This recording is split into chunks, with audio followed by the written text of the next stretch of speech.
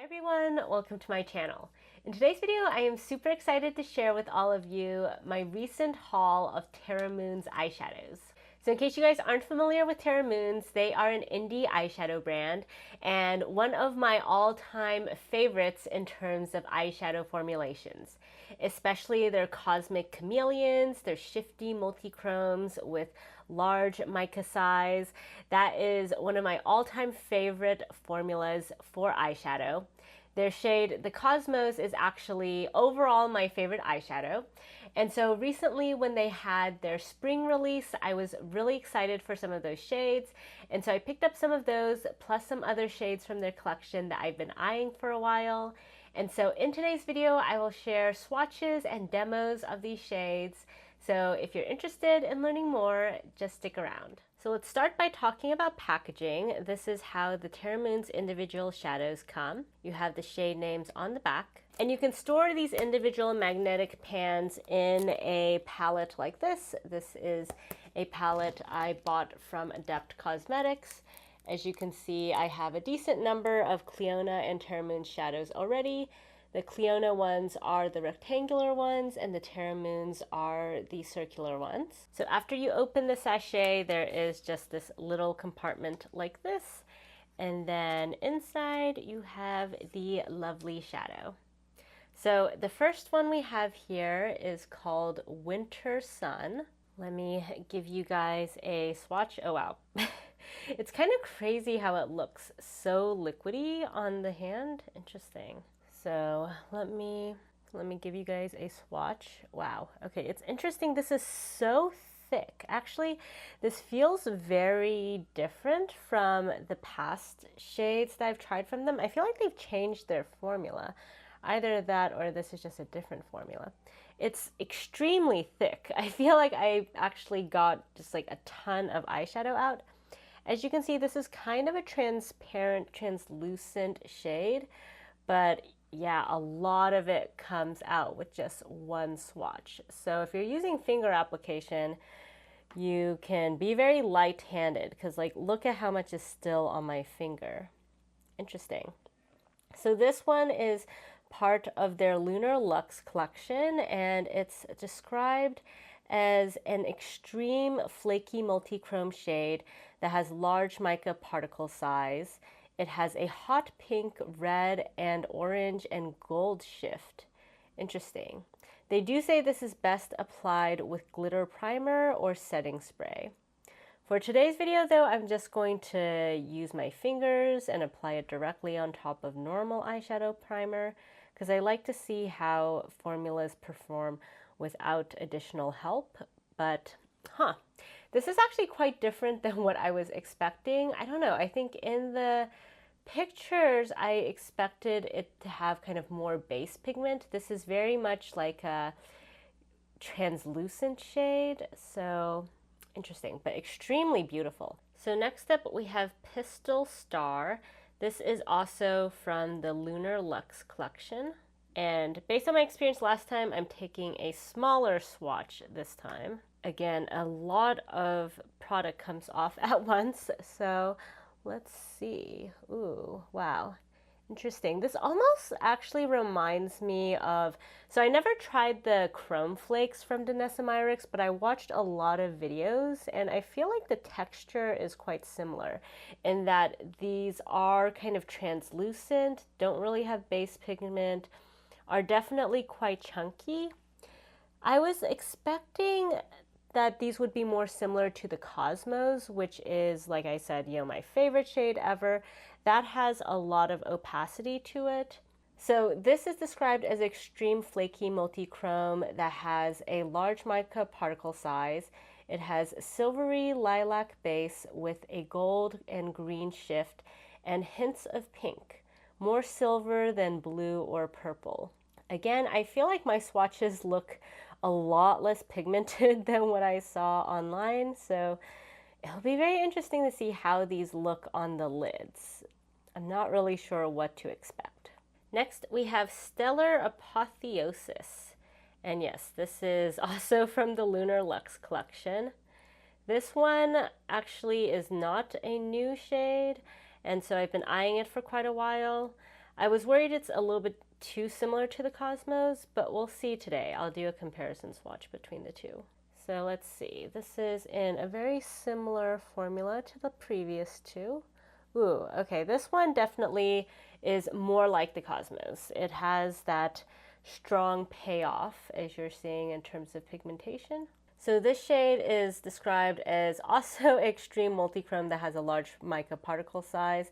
It shifts blue, pink, orangey red, light green, and purple. This also has the disclaimer that's better applied using a glitter primer or setting spray. Ooh, okay, I am excited about this. It looks a lot like the Cosmos.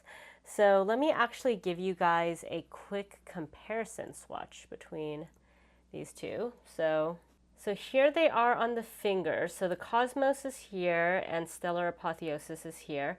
I can definitely tell the formulation is a bit different. This new Lunar Luxe collection has much more of a chunky particle size in comparison to the Cosmos, even though the descriptions are kind of similar. So here we have Stellar Apotheosis. Whew, wow. Look at that. And then here we have the Cosmos. Ooh, okay. So in certain angles, they look quite similar. Like this, I think they look very similar, but they do have different shifts at the same time. Next up, we have Milky Way. This is one of the new releases for the spring. So this one is not part of the Lunar Luxe collection. So it's actually one of the chameleon shades. And ooh, wow. Okay, that is really pretty. But as you can see, this one has a lot more base to it and kind of smaller mica particles in comparison to the previous ones. It swatches a little bit more like your typical eyeshadow, whereas the previous ones swatched more like flakes suspended in some sort of medium. So this is described as having a bluish teal gray base with reddish shifts with loads of sparkle. And it has a similar formula to Celestial Cloud Space. Interesting. I don't have that in my collection, but ooh, I'm very excited for this shade. This is really beautiful. It has such an interesting combination of that very cool toned kind of midnight base, but then some orangey pink sparkle to it. Really, really pretty. So the last shade I have here is Coalescence. This is part of the Lunar Luxe collection. Unlike the previous Lunar Luxe shades though, this one definitely looks a little bit more like your standard eyeshadow. So let's give this a swatch. Ooh, okay, yeah, that also swatches very pigmented and very creamy. So this is a chartreuse green multichrome with pink, gold, and green shifts. The shadow is very sparkly with larger particles of mica. They also suggest using a glitter glue for this. So Coalescence is a shade I've been eyeing for quite a while, so this one is not new. But recently I've been really interested in these sorts of kind of golden green, very spring-like shades. I feel like I have a bunch of minty green shades in my collection, so I was really excited to have something that was a little bit more of a warm green for the spring. So I went off camera just to put some base shadows down to make sure everything matches with my overall look today. I went in with my Natasha Denona Circo Loco palette, specifically this shade, this one, and this one. This is one of my favorite palettes when it comes to colorful mattes, which I love going into whenever I'm using my Terra MOONS shadows. So for today's look, I'm very curious to go into that first shade, Winter Sun. I'm very curious how this will look on top of these pink shadows. Ooh, wow. Oh my gosh, huh? That is thick. Ooh, okay. Because yeah, I was wondering about the opacity of this shade. Huh, very interesting. I've never felt this kind of texture on my lids. It kind of feels like I'm putting down like a thick paste, which, yeah, I'm honestly not sure if I like the feeling. Maybe let me try to shear this out. Ooh, huh. Wow, okay, interesting. So I don't know if you guys can see, but because the particle sizes are so big, when I try to open my eyes, It almost is constraining the movement. Huh. All right, so maybe, I think this is maybe why they recommend applying this with something to kind of dilute it a little bit, like glitter glue or setting spray, because it's just so thick. I feel like you kind of need to break up the chunks a bit. And I do have a little bit of fallout, if you guys can see. Wow, okay. So this is definitely a formula I have not tried before from Terra Moons, but I guess now I have two of these. I'm not really sure how I feel about this. On the one hand, it's really beautiful in terms of I haven't seen anything quite this shiny. On the other hand, whenever I do this, like I try to like really open my eyes, it just feels like, yeah, I don't know if you guys can see here, it kind of looks like there's just like a big chunk of glitter that's sort of peeling off almost. Huh. Interesting. Yeah, I'm not sure how I feel about this. It's definitely, it's almost like changing my eye shape towards the center of my eyes because I can't really fully open. As much as I like beauty, I'm not really willing to sacrifice the comfort of opening my eyes. So for the other eye, I'm going to try a slightly different approach. I have here my BK Beauty 203 brush, and I've wetted it with Urban Decay All Nighter. So let's see if following the instructions and using setting spray does anything. So I'm going to just lightly dip in with this brush and see how that applies. Okay, the brush is very wet and it picked up some product, but not a lot. Yeah, okay, let me go in with a finger. Oh my God, I just picked up an insane amount of product on my finger. Alrighty, well, here we go. Whew. Oh my gosh. Whew, what just happened? Oh my God. I just feel like a big chunk of it ended up on my eye. All right, let's take a different finger. Here's my clean finger and use this. Wow, okay. That's a lot of eyeshadow. Whew, I feel like I took out like a tenth of this eyeshadow. Wow. Alrighty, so let me clean off my fingers. This is a lot of additional product that came out. I feel so wasteful. Wow.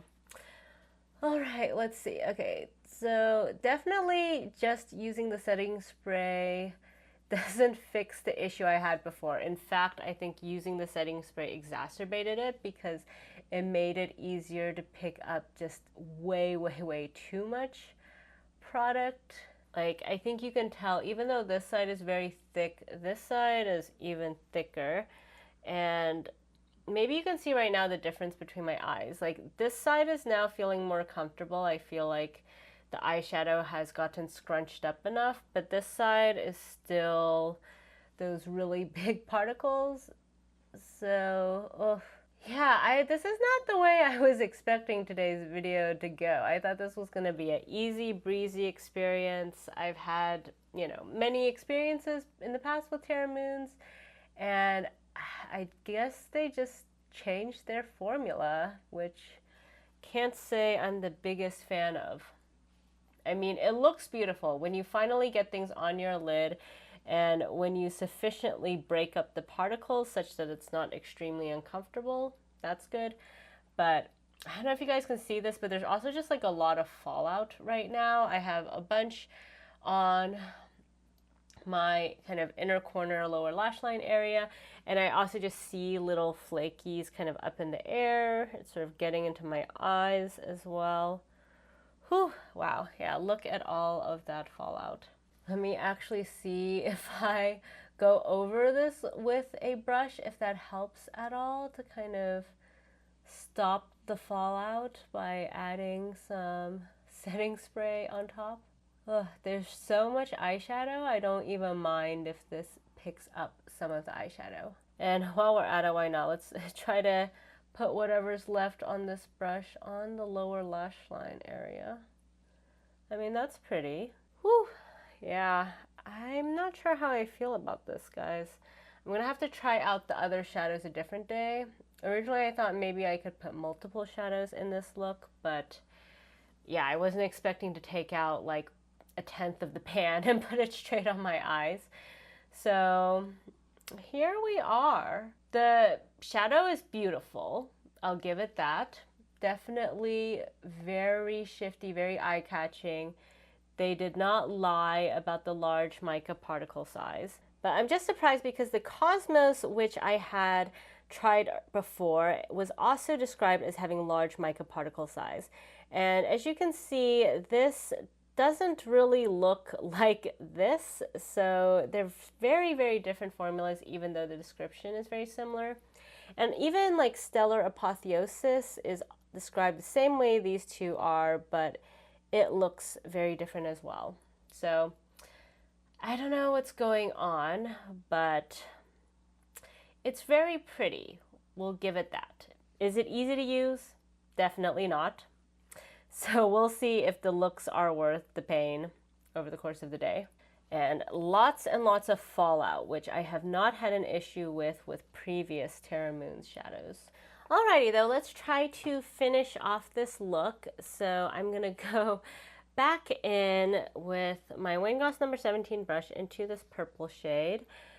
And I'm a little scared to do this because I'm worried that when the brush goes over these giant flakes, they're just gonna end up going everywhere. But let's just try to gingerly tap some of that back in. And then let's go back into this shade as well and sort of sweep this in the crease area. Woo! Okay, that is leading to a lot of flakes coming off. That's not great. I don't know if you guys can see it on camera, but I can definitely see it. Kind of just looks like dandruff everywhere, which is not my preference. Oh man, yeah, flakes going everywhere. So I went off camera to do some eyeliner. As always, I'll have all of the products on my face linked in the description box. So here we have the final look, and honestly, I don't really know how I feel about it. If I'm just looking at my lids and the shadow from Terra Moons itself, it is really beautiful in terms of how sparkly and shifty it is. But again, I don't like where it's meeting the mattes. I don't think it's playing well there. And then also, I just feel like this shade in particular, it doesn't really have enough base pigment. So from certain angles, it kind of just looks like I have kind of clear shadow on my lids. Like you can see that same sort of effect on my arm. It kind of has that very clear effect. And even though there's a very thick layer, it's not like you really see more pigment because the thick layer has kind of covered up all that pink that I had on my eyelids. And so it's not like you can fix this by just putting a pigmented shadow underneath. So yeah, I don't really know. I think I'm gonna have to try this some different way. If you guys have used this before, please let me know your thoughts. Like, are you able to pick up a smaller amount and just kind of have scattered flakes? At this point, at least my eyes aren't feeling bad anymore. I mean, I don't know if I just got used to it or if the flakes kind of sufficiently broke up that now my eyes can open normally. But that was just a very weird sensation. I've never had eyeshadow that made it hard for me to fully open my eyes. And I mean, you know, at the end of the day, this is supposed to make you look better, not worse, and having like very like droopy eyelids because your eyeshadow is holding your eyes shut is not a good look. But in any case, since I was only able to put one of these shades on my lids today, I will film some footage putting on the other shades on other days, so I will insert that here. But before we get to that, let's also just do some comparison swatches while we have these on my arms. So I don't have a ton of comparisons, but I'm going to draw from my existing Terra Moons and Cliona collection. And so in terms of coalescence, the closest I have is this green shade Heirloom from Cliona. This is a very cool toned green in comparison to coalescence. Ooh, wow. Wow, look how beautifully smooth that is though. Whew, that is really nice. So there we have Heirloom swatched next to Coalescence. You can see one is much more teal, whereas the other is much more gold. I also wanted to go into Orion's Belt from Terra Moons and swatch that over here next to the Cosmos plus Stellar Apotheosis. This one is more of kind of a standard shimmer dual chrome chameleon shade, so you can tell it has smaller particles, is very, very pigmented, but doesn't really have that same profound shift that you see with Cosmos or Stellar Apotheosis. Next we have Moontide. This is also a Terra Moons chameleon shade. This one, whew, really pretty. This one is much deeper in tone. It has more of almost kind of a violet element to it, and definitely a little bit less shifty than the top two. And then we have Star Sign. Let's put that on. Star Sign is actually quite similar in shade to the top two, but smaller mica size, a little bit more on the blue-purple spectrum, but still really pretty. And we can also see Star Shine next to this shade, Pistol Star. And sorry, the light was getting too strong, so I closed my blinds. Here is Veil Nebula. This is the last comparison I'll do. This one I'm going to put over here so we can compare it with Milky Way shade. So you can see those are actually very different. Veil Nebula has more of a purple, black to teal, whereas Milky Way is much more blue-black to pink. And while we have the lights lower, I think actually you can see all of the shades much more clearly now. And here are the ones on the back of my hand. Man, I should have closed my blinds earlier. I feel like it looks so much better this way. Whew, so pretty. So here we are, another day, another look, and as you guys can tell, I got a little bit carried away when I was doing my makeup. I was planning on just doing everything but the Terra Moons shadow, but you know, I was just doing my makeup, was like, oh wow, this is so pretty, put on my eyes, so here we are. But luckily I realized that and stopped, and so at least you guys can see what happened. So this is the Milky Way shade on the lids. So I put on some of my Natasha Denona mattes. So I have this Naga shade, then Tungsten, then Manganese in terms of the crease area. For context, I did put on some of my Pat McGrath Fetish Size Artistry Wand underneath, and I think this was really helpful for preventing any fallout. You can see there's absolutely no fallout on my face, unlike the last time. Now, Milky Way is a little bit less flaky in comparison to Winter Sun, which I put on in the previous look. So that also helped with fallout, but I do think the Artistry Wand was also a good move. So this is what it looks like when you apply it. Really, really gorgeous, very reflective shade. I actually originally wanted to go in with Stellar Apotheosis for this look, but then I picked up a little bit of it and realized there's really not much base pigment in this, so I thought, okay, let's first go into Milky Way. And now let me bring you guys closer. Let's see how this works just on kind of the center. I just want to put a few flakes on. This could be a terrible idea, but ooh, okay. That kind of added a little something.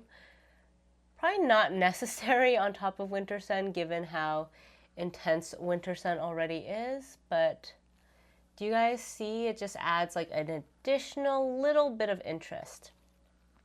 Basically, I discovered with this kind of large mica particle shadow, I don't really like it the way I applied it the other day with Winter Sun. It just kind of got everywhere. And actually, as you guys can see, it's also starting to float around and get everywhere on this look as well. Oof, man. So I'm not really sure. Oh, wow. Okay. I don't know if you guys can see, I just got a bunch of fallout right there. It's very hard to get this off once you do have the fallout, which is really annoying because it seems to really like to stick everywhere other than the lids. Yeah, wow. Oh my gosh. Adding that Stellar Apotheosis was not a good idea. As you guys can see, there's now just fallout everywhere. Gosh, this was supposed to be a more positive review. At least I had very high hopes, and for context, Terra Moons does not let you return things after you use them. So, I'm trying to sweep this off, but as you can see, it's just still trapped on there. Let me actually take my concealer brush from earlier and see if I can at least disguise some of this fallout. Alrighty, but now at least you guys have seen Winter Sun and a little bit of Stellar Apotheosis. I mean, it does look really amazing on the lids. Like, this is extremely, extremely eye-catching, but in terms of usability, not great. Because one thing I struggle with a lot is you see over here where the mattes and the shimmers meet, you can just see all of the individual glittery particles, which, I mean, it's not a bad look, but it's just not the look I'm going for, and I don't really know how to make the blend any better. Because as you can see, when I apply the matte, there's just too much distinction there, and whenever I'm doing this also, I find that it ends up leading the shadow just to flake off my lids more. So yeah, I'm having a bit of trouble with these new Terra Moons shadows. Alrighty, so I applied some of those mattes to the lower lash line and then also some of my Pat McGrath wand as well. So now let's go in with a bit of Winter Sun. So I have my smudger one from Sonia G. Let's see if I can pick up a little bit of that and just place that on the lower lash line. Okay, that's kind of sticking. That's good. This is very flaky as well, so I'm definitely worried about fallout. Okay, that kind of worked. Definitely got a little bit more fallout on my face. In hindsight, if you're using these shadows, please do your base afterward. Don't do what I did today, because I feel like it would have been a lot better if I had been able to just clean off my whole face after this. Alrighty, so here we have the final look. It's actually a pretty look overall. I think if I was just taking some pictures of this look or filming with this look, this would be impeccable, really great. As you guys know, it was just very hard getting here, and I do anticipate a lot more fallout over the course of the day. Also, I think looking on camera, you maybe don't see as much of like all of these little glitter particles on my face, but definitely in person you can see them a lot. So I only have concealer on my lids right now, which given my experience with the previous shadows is very risky, but at least based on swatch, I'm anticipating this one to hopefully act more like a normal eyeshadow, and typically I don't use very heavy duty primer. So let's see how this goes. All right, so already I think this is definitely easier to apply than the others. It still kind of lacks very much base to it. So as you can see kind of where it's overlapping with the mattes, like you can kind of see each individual shimmer particle. So it's not going to give you that kind of super smooth transition. But very fun, very pretty shade. Definitely matches the vibes of this dress very well. So let's also put some on this side. Yeah, I do think ideally I would have put on some primer, but it's okay. Oops. Yeah. You'd think by now I would learn and go in with more heavy duty primer with this, but oh well. I think it's just every single look in this video is just going to involve a lot of fallout on my cheeks. So that's just where we're at. For some reason, really, with all of the previous Terra Moon shadows I purchased, I never had these issues. So I understand maybe they're trying to reformulate to add just like as much sparkle and oomph as possible, because these are very beautiful, but usability could definitely be improved. Alright, so now let's go in on the lower lash line with my Rougher number 3 brush, and I'm kind of skeptical how well this is going to stick, but let's just try it out. I'm filming right now in the evening time, so if I need to wash this all off in an hour, it's okay. Wow, just look at all of that fallout, and I don't think that's going anywhere, because as much as these shadows don't like adhering to my lids, they do really like adhering to my cheeks for some reason. Oof. Wow, I feel like I'm getting a lot of eyeshadow in my eyes as well. Oh, I can see them kind of on my contact lenses. All right, so yeah, definitely not like a ton of payoff on the lower lash line. I definitely think I would need to wet this to get more payoff. But at least I would say this is looking really nice on the lids, and unlike the previous experiences, I am not getting as much trouble in terms of the application, so that's good. So here we have the final look. What do you guys think? Alrighty, here we are for one more look using these Terra Moon shadows. I'm going to go in with Pistol Star today. So originally I was actually going to end with Coalescence, but I was watching the footage and editing it and realized that A, I never used this shade, and B, I do want to give this formula the best chance possible. And so I have here my Mehron mixing liquid. This is kind of as heavy duty as I go. I don't really have a glitter glue sort of beyond mixing liquid. So let's try this out today. Hopefully this will work out. So I have poured a little bit of mixing liquid onto this plate, and I have here my Refer number 21 brush. Normally I would go in with a synthetic brush, but let's just try this out today. So let's go in with Pistol Star, and I'm just going to sweep this generously on both sides, and that picked up quite a lot. I think this will be enough for at least one eye, possibly both. And let's see what happens. Let's just sweep this on. Ooh, wow, yeah, that's a lot of pigment.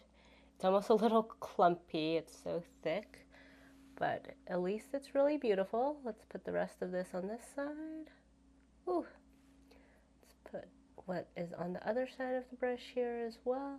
Alrighty, definitely, wow, look at that one chunk there. Let me try to pick that up. Not really a fan of how much this comes off in huge chunks, but at least I am not having fallout with this method, which is great. It does feel kind of heavy on my lid, so especially over here, I feel like it's a little bit tricky when I'm trying to open my eye fully, but at least I'm not getting fallout everywhere. As you can tell, I haven't done the rest of my face today in anticipation of any fallout. Basically, for today's look, I wanted to kind of synthesize all of my learnings from the past 3 looks and kind of employ the best practices. Because I was watching my other footage and it kind of sounded like I was just making a lot of excuses for why I was not using mixing liquid or why I did the rest of my face first. So I'm trying to do everything right this time, basically. I am also not going to do a ton more with my mattes after this. Ooh, but yeah, when I look straight forward, I don't know if you guys can tell, but it just, there's some major flakes that are just kind of threatening to fall into my eyes. So let's just take a little bit of mixing liquid. I don't know how much this is going to help, but I'm just going to try to make sure everything is very nicely hydrated. So at least I have tried everything that I can, short of buying a glitter glue. And then I'm gonna try to take a little bit of Pistol Star as well on the lower lash line. Alrighty, so on the plus side, I did not have fallout this time. So I could have done the rest of my face. That probably would have been fine. But I'm not a huge fan of the finish of the lids, and it still does feel very heavy. So we'll see. I will finish the rest of this look and get back with you with my thoughts. So here we have the final look. So I'm really glad that I did today's look because I think of all of the looks I've done so far, this is the first one that did not have major fallout issues, which is great. I think that is a very important aspect for my enjoyment. And I think overall applying this shade Pistol Star with the mixing liquid was actually not that hard. So the application experience was pretty good on the whole. The only thing I don't like about this is, as you can see probably, the look is very flaky. I mean, that's, I guess, just the nature of this formula. So it kind of depends how you feel about having sort of a crackly texture on your lids. If you like that, then this is really, really great. But it's just something I'm personally not that used to because it kind of looks like I have scales on my eyes. And so yeah, not necessarily a look I'll go for all the time, but at least today they're sticking to my lids, whereas they weren't before. On the whole, I would say if you want the best success with these shadows, definitely use them with at least mixing liquid and maybe a glitter glue because they are just super flaky and not necessarily the best behaved on the lids.